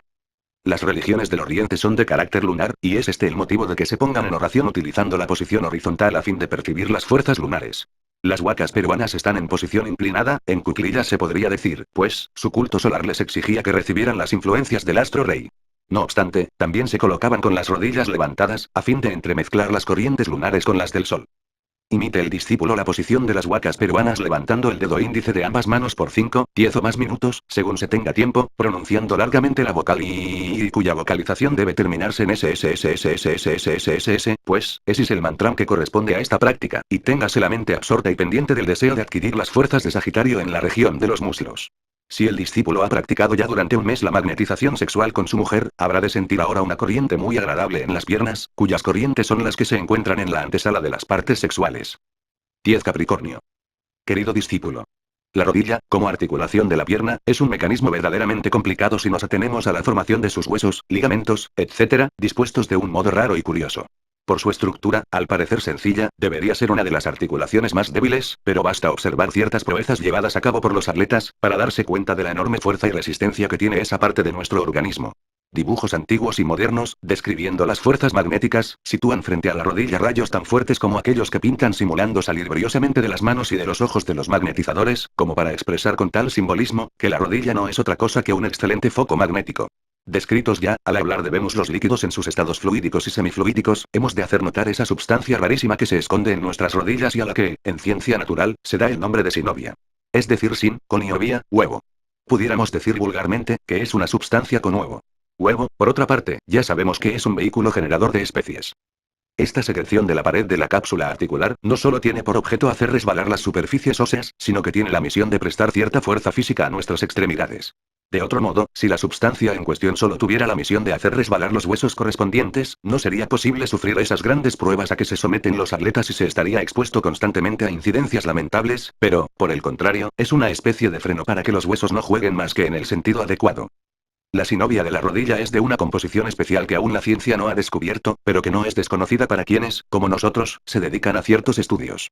De los signos zodiacales, es precisamente Capricornio el que tiene su actuación sobre las rodillas, unido a él el planeta Saturno. Ahora bien, a Saturno corresponden asimismo todos los huesos, es decir, el esqueleto entero, el oído, y secundariamente el estómago y los pechos. Hemos registrado una inmensa cantidad de obras antiguas para ver si los viejos maestros habían notado siempre esta rara coincidencia de que Saturno rija huesos, pecho y estómago, y en efecto la observación fue hecha en todas sus partes. Sin embargo, si consideramos la presencia de médula en los huesos y la acción del estómago como principal factor del metabolismo, ello nos puede dar cierta luz para llegar a comprender esa conexión. En cuanto a árboles, corresponden a Saturno los cipreses y los pinos. En Alemania y más aún en los países nórdicos, cuando azota el frío del invierno caen todas las hojas de los árboles y queda ese tono gris peculiar de las arboledas desnudas. Pero hay excepciones. Los cipreses y los pinos quedan verdes y llenos de frescura, aún con los fríos más intensos, y es que Saturno, como gran conservador, los ampara y sostiene en ese estado. Saturno en Capricornio es el gran planeta de la redención, y si es también el genio de la muerte, es siempre la muerte que da vida como una misteriosa resurrección. Júpiter, con sus fuerzas, es dadivoso y obsequia, puede decirse, a los humanos, con su bienhechora influencia. Pero su efecto es pasajero. En cambio todo lo que da Saturno es permanente y todo cuanto toca jamás fenece, quedando intacto en este estado de vida donde la muerte con su constante destejer no llega. Por eso debemos nosotros pasar por esas fuerzas de Saturno, pues, solo él hace que los beneficios adquiridos sean duraderos y jamás se extingan. Si no pasaran nuestras corrientes terrestres por esos acumuladores sinoviales, sus efectos no tendrían duración, pues, Saturno es el tiempo, la duración, y su esposa es Rea, Cibeles, diosa de la tierra, de todo cuanto fluye. Por eso vale la pena estudiar la mitología griega en cuanto al significado de Rea como madre de Ceres, Juno, Neptuno, Plutón y Vesta, y sus diferentes denominaciones de Bona, Dea, Ceres, Dindymena, Ops, Tellus, y sobre todo, como madre de Júpiter y su salvador, y como hija de Urano. En todas estas denominaciones de deidades griegas se esconden fuerzas de la naturaleza que debemos considerar aquí al querer dar cuenta de la importancia de la rodilla con su sinovia al pasar por ella las corrientes magnéticas de la Tierra. Estas corrientes pasan desde ahí por todos los huesos, es decir, por la médula de todos ellos, invadiéndonos de energías magnéticas. Si estas mismas fuerzas o corrientes pasaran tal como vienen de la Tierra, las cuales se agitan bajo Neptuno y Júpiter, sus efectos serían muy distintos. Es necesario que se saturen previamente en la rodilla, donde reciben el plomo o peso de Saturno. El plomo es el metal de Saturno, demasiado pesado, y en su estado coloidal no penetra en nuestro organismo sino es bajo el impulso de Saturno y exclusivamente por la rodilla. Igual que en la época que actúa Cáncer en el solsticio de verano, tiene ahora el Sol en Capricornio una influencia magnética especial. El símbolo de esta constelación es un macho cabrio, que nos recuerda al macho cabrio de Méndez, presentado siempre como emblema de magia negra, no siendo más que el mismo símbolo con su mismo significado esotérico. En el 25 de diciembre nace el Salvador del mundo en un pesebre y su ascensión a la vida un macho cabrio para ofrecer a sí mismo una nueva vida a la humanidad. Jámblico trató de probar en su tiempo, que todos los mitos de Apolo, Marte, Mercurio, Adonis, Atis y Osiris no fueron más que representaciones solares, y Aureliano instituyó la misma fiesta del 25 de diciembre como la fiesta del Natalis Invictio del Sol Invicti, para que luego los cristianos se apropiaran esa fecha para celebrar el nacimiento del Nazareno, hacia los años 354 a 360 de nuestra era. Todos estos son, en el fondo, los mismos mitos y cada uno de ellos se refiere a la fuerza solar que tiene diferentes modos de manifestación y actuación según donde influya y según la constelación por qué pasa el astro rey, lo cual, como hemos probado durante el presente curso, tiene relación con las diferentes partes y órganos de nuestro cuerpo. Tenemos la seguridad de que jamás libro alguno habrá dado a conocer estas explicaciones tan claramente, a menos que nuestros discípulos hayan leído nuestras obras, especialmente Iglesia Gnóstica, donde se habla de esa fuerza íntima solar bajo el nombre de fuerza cristónica, que tratamos de adquirir y que tiene en esos 12 puntos zodiacales de nuestro ego material sus puertas de entrada. Los ejercicios de Capricornio se hacen moviendo las rodillas, sobre todo la derecha, concentrando la mente sobre esa región. Los que saben de masonería pueden hacer los movimientos que hace el maestro al entrar a un taller, pues, esa marcha es realmente iniciática. Muchas veces se ríen los maestros masones, cuando entran al templo en su grado, de las piruetas que se les obliga a hacer pasando por encima de un ataúd imaginario, dando un paso a la derecha y otro a la izquierda, doblando las rodillas como para salvar el obstáculo. Sin embargo, estos movimientos no son más que una reminiscencia de la gimnasia iniciática de los misterios antiguos en la que los cabalistas judíos introdujeron sus hierros, de los que aún la masonería no se ha podido librar. Los rosacruces, que guardan incólumes estos secretos, vuelven ahora a dar de nuevo el antiguo camino, puesto que la maestría masónica cae bajo la constelación de Capricornio, mientras que los pasos que da al entrar en el templo no son más que un medio de facilitar la entrada en su organismo de las potencialidades de las fuerzas cósmicas. 11 Acuario. Querido discípulo. Llegamos en nuestro curso a Acuario, que tiene su punto corporal en las pantorrillas. Recordemos en este punto al ministro del Interior de México en tiempos de Madero, don Abraham González, que para determinar la cobardía de un partido político decía que le temblaban las corvas. Esa frase, que hizo reír a muchos en aquel tiempo, nos impulsó a observar a algunos hombres en estado de nerviosidad, para comprobar el fenómeno. También nos dimos cuenta de ello en algunos hombres condenados a muerte en campaña, y aunque nunca presenciamos el acto mismo de la ejecución, pues, los dejábamos momentos antes, después de haberles prodigado consuelo, pudimos comprobar que tanto la cara como las pantorrillas les temblaban. Las emanaciones fluídicas más cargadas de erotismo concurren a esa parte del cuerpo, pues, todo hombre conoce que no hay nada en el cuerpo de la mujer que más despierte la atención masculina que las pantorrillas. Esto lo produce la forma de la pierna y su redondez, pues, una pantorrilla mal formada y delgada apacigua los deseos de cualquier hombre, aunque la cara de la mujer abunde en belleza y hermosura. Llamamos la atención sobre esto, desde nuestro punto de vista, para hacer ver la importancia de nuestras prácticas en estos extremos. Es curioso que en catalán se denomina las pantorrillas ventre de la cama y en portugués barriga das pernas. Pudiera ello parecemos un chiste, pero tiene su origen en los misterios antiguos, en los que se enseñaba que toda la animación del cuerpo residía en el vientre, que como una caldera efectuaba todo el metabolismo necesario. Así, en la pierna está el vientre o lugar donde se efectúa todo el metabolismo de la pierna en sentido magnético, y como hemos visto la importancia de los muslos, es fácil comprender que algo importante han de representar las pantorrillas en las piernas, en general. Acuario, además de las pantorrillas, ejerce su acción en la expulsión del carbono del organismo y por lo tanto sobre la sangre y sus estados patológicos. Sistema nervioso, catalepsia, neurastenia, histerismo, afecciones cardíacas y, sobre todo, en las enfermedades de la vista. Si consideramos primero las condiciones de Acuario como actuación de vientre en las pantorrillas y luego como accionando sobre las demás partes del cuerpo, veremos que asistía mucha razón a los iniciados antiguos para atribuirles ciertas enfermedades. Por ejemplo, las muertes repentinas debidas a accidentes cardíacos siempre ocurren cuando Saturno está mal aspectado con el corazón en la constelación de Acuario. Dicen algunos tratados de magia, que los niños nacidos bajo la influencia de Acuario eran difíciles de educar y que nunca se lograba nada con dureza y castigos, sino con dulzura y mimos, y que en vez de acariciarlos por la cabeza daba mejor resultado acariciarlos en las pantorrillas.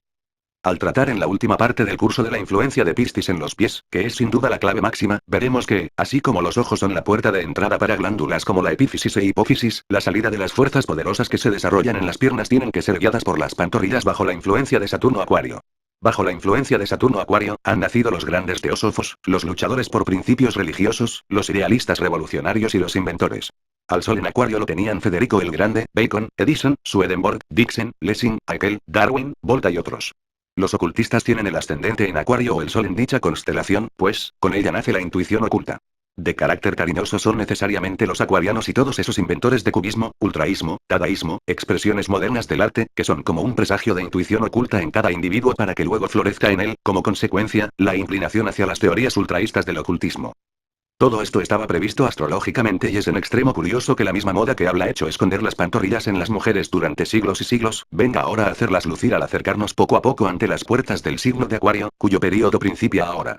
Seguramente los materialistas no aceptarán estas explicaciones acerca de la moda, pero aquellos que nos ocupamos de ocultismo y de ciertos estudios astrológicos, unidos a la ciencia dejada en manuscritos antiguos por verdaderos sabios iniciados, conocemos que no hay nada casual y que todo tiene firmemente su fundamento.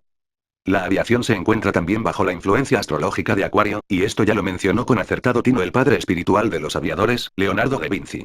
Claro que entonces era solo una predicción, sin mencionar para nada la época de Acuario que se avecina.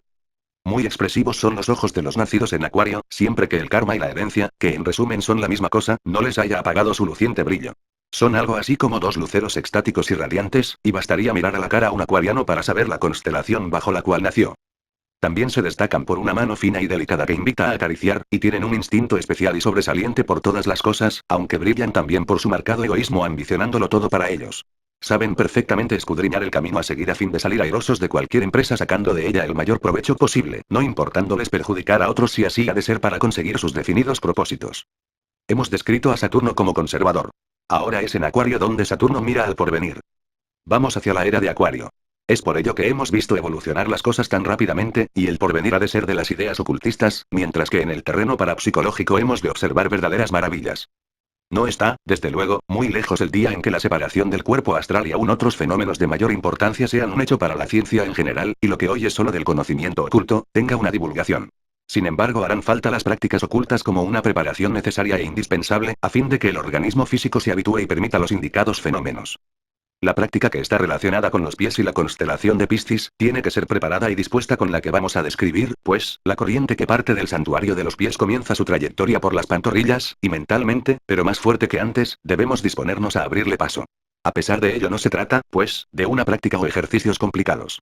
Basta para conseguirlo, sobar todas las noches al acostarnos las pantorrillas de abajo hacia arriba, y al par que esto se hace, pensar conscientemente y con verdadera fuerza mental en las siguientes frases. Fuerza pasa, penetra en todo mi organismo. Corriente de abajo, asciende para encontrar tu hermana, la que viene del cielo, de Urano. Yo, Saturno, soy tu receptor en el microcosmos para redimir a la humanidad y para redimirme a mí personalmente que tiendo a llegar, hasta Dios, buscando mi propia perfección. Así sea. Puede ser que consideremos esta práctica como la menos importante y sencilla, pero es que solo ella prepara la siguiente, la que encierra la clave máxima, que con solo hacer bien esa y descubrir su íntimo secreto, se abren las puertas de todas las iniciaciones. 12 Piscis. Querido discípulo. Al hablar de astrología, hemos advertido que no son los planetas mismos los que influyen en nosotros, sino las fuerzas espirituales que irradian alrededor de estos, que son, a su vez, la emanación de la entidad espiritual que les preside. Todos los planetas son a semejanza de seres vivos con cuerpo, alma y espíritu, y tienen por consecuencia su doble o ángel divino tal como lo tenemos los humanos. La Tierra no es, pues, una excepción. También ella tiene, como ser viviente, su ego superior o ángel, y la corriente que emana es el magnetismo que parte de esa entidad con la cual hemos de ponernos en conexión si queremos obtener resultados en las prácticas rosacruces. Sabemos en las ciencias herméticas que cada planeta tiene su nombre, su mantram, su signo, que son los que se graban en los amuletos. El mantram, la clave de conexión de nuestra Tierra, es Jehová, que, en lo astral, es el alma correspondiente a Cristo. Jehová representa, en su esencia, las 5 vocales Jehová y en ellas reside toda la fuerza oculta que está resonando armónicamente en la Tierra y lo estarla también en nuestro organismo si nos hubiéramos conservado en estado primitivo, paradisíaco. Pero como calmos en pecado y perdimos nuestra pureza, perdimos también esa facultad que es preciso recuperar para lograr el poder de los hombres ángeles primitivos, cuya clave radica en Piscis. Sin embargo, es raro que Piscis tenga que ver con estas cosas. El pez fue siempre, como símbolo, el guardián del espíritu. Recordemos a Zipacli, el de los mexicanos, al pez de los incas, etc. Un pez fue, asimismo, el símbolo que se ponía en las estatuas de Buda y en las efigies del Nazareno. El planeta de la constelación de Piscis es Júpiter, la personalidad, el ego. Así, pues, el ego reside astrológicamente en los peces, y en las rodillas, según hemos visto. Piscis tiene 2 planetas, y como la Tierra a Jehová y a Cristo, tiene también 2 ángeles representativos. Ya en Babilonia, el dios padre tenía la figura de un pez, y los griegos, en sus misterios, decían que el mantram de la tierra era Oanes, Joanes, Joan, y Ao. El elemento de los peces es el agua, el líquido amniótico donde nada el feto humano durante 9 meses, que es la época de Joanes, del que va por el desierto antes de la arribada del Mesías. En el seno materno, recibe el ser sus primeras impresiones, y en el momento de nacer, todos los planetas se graban en él y describen su porvenir, que luego el astrólogo descifra. Al describir el paso de la corriente cósmica, tanto de arriba como de abajo, hemos pintado al cuerpo como lleno de cedados por donde tiene que pasar en cada región, tanto en un sentido como en otro, hasta coincidir en el corazón por primera vez y con toda energía en contacto con la Tierra. Somos, pues, seres erectos y no cuadrúpedos como los animales que en su atraso evolutivo son impulsados por los astros desde arriba y atraídos por la Tierra desde abajo teniendo que vivir en 4 patas. El hombre, en cambio, va erguido y en esa posición vertical va también su corriente, siendo su fin principal franquearle el paso para obtener su propia redención.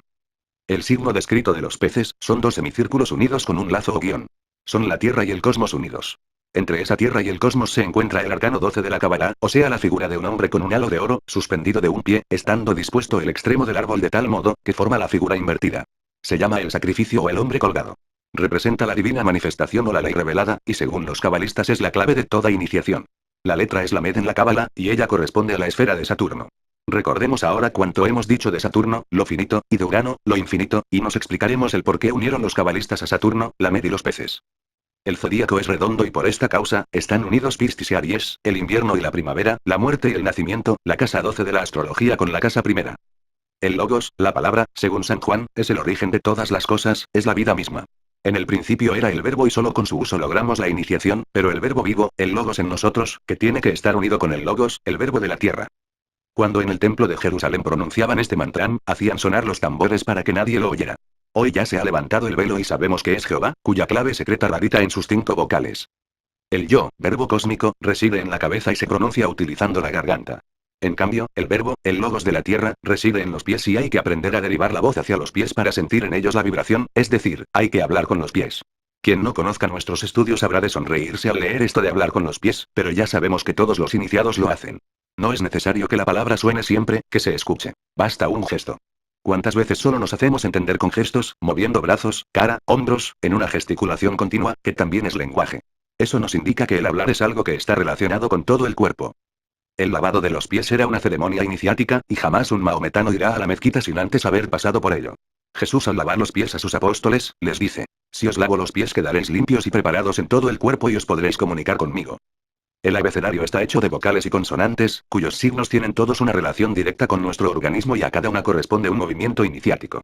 Las letras primitivas eran las runas, y en las escuelas iniciáticas nórdicas aprendían esa gimnasia o movimientos rúnicos que vamos a enseñar en un próximo curso, pero la corriente ya puede actuar en nosotros desde el momento en que haya entrado bien atravesando ese cedazo que reside astralmente en los pies. Sabemos que somos un compuesto de celdillas, que estas a su vez se componen de moléculas, estas de átomos, y que esos átomos son un conjunto de materia, energía y consciencia. Resulta, pues, que entre estas 3 condiciones hay una lucha constante, pues, la materia quiere hacerse energía y la energía quiere convertirse en consciencia. El objeto de nuestra vida es hacer consciente toda la materia y en eso consiste el misterio de la redención. Pero más conscientes energéticamente que los demás, son los átomos que actúan en el corazón en su constante movimiento rítmico, y más conscientes los átomos que forman nuestro cerebro, y en esto existe una desarmonía. Somos un conjunto orgánico desde los pies hasta la cabeza, y es necesario llevar el impulso consciente hasta las extremidades, hasta los pies, para que sus átomos tomen la consciencia necesaria, y entonces volveremos a ser dioses como en tiempos primitivos. En esto radica todo el secreto, en actuar sobre los átomos para despertar el templo cuerpo donde Dios reside. El modus operandi es el siguiente. Se sienta el discípulo cómodamente, y después de hacer una oración mental, tiene que llevar las vocales a los pies, es decir, piensa y pronuncia largamente, vibrándola, la vocal y, procurando llevar mentalmente su pronunciación hacia abajo, por las rodillas hasta los pies, y así se continúa despacio con las demás vocales. El efecto, más o menos inmediato, según los temperamentos, es positivo y nos santificamos. Cada vez que no tengáis que hacer, que vayáis andando o estéis sentados, haced mentalmente este ejercicio y os hará un inmenso bien. Con una hora vocalizando, como le llamamos nosotros, se consigue más que asimilándose 20 obras teosóficas, pues, estas traen, a última hora, ideas ajenas, y con esta práctica se consigue llenarse uno mismo de fuerzas divinas que no de otro modo se consiguen. Con esta práctica, querido discípulo, acaba el primer curso iniciático. Si lo has leído solamente y no llevado a la práctica, has perdido el tiempo. Aunque fue muy barato, a primera vista no vale nada, pero si lo has meditado bien, sacando todo lo que hay en él, no hay dinero con qué pagarlo. Es de un valor inmenso. Encierra el secreto de los secretos y te recomiendo que vuelvas a repetirlo, estudiando cada práctica de nuevo, pues, la última, la que debemos a Jacobo Boehme y que le abrió las puertas del cielo estando vivo, es magistralmente divina, pero solo te dará resultados si has hecho bien y con constancia las anteriores. No solo es necesario haberlas practicado, sino también haberlas comprendido y asimilado en todo su amplio sentido. Por eso digo, haced esto, pero no me pidáis más. Aquí radica el secreto de los secretos y con él va el verdadero camino, el más recto y seguro para arribar, el cual han recorrido todos los iniciados, y sin cuya práctica no hay iniciación posible. Estas cosas son sagradas. El que las divulga sin permiso del templo, carga un karma terrible y nunca adelantará ya. Es necesario seguir ahora con las runas y la magia de ellas, pues, con el curso presente solo hemos puesto en movimiento las corrientes divinas. Ahora vamos a aplicarlas en la práctica de la magia. A nadie se puede dar las claves de la magia rúnica que no haya seguido el presente que fue de preparación forzosa. Recomendamos a los hermanos de conseguir nuestros inciensos y perfumes personales que ayudan en los distintos ejercicios. Fin.